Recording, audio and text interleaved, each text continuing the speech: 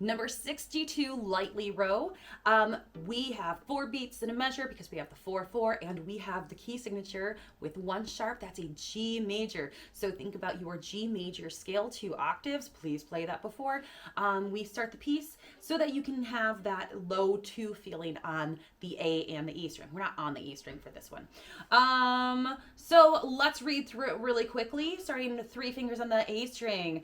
Ready, read. D, B, B, C natural, A, G, A, B, C, D, D, D, D, B, B, B, C natural, A, G, B, D, D, B, B, B, A,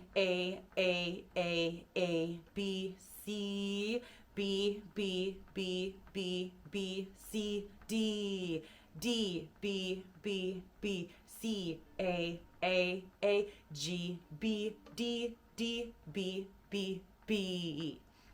Okay, I skipped saying the C natural out of lack of time for the syllables and trying to fit it into that entire beat. So we just memorized that it's a C natural, and yeah.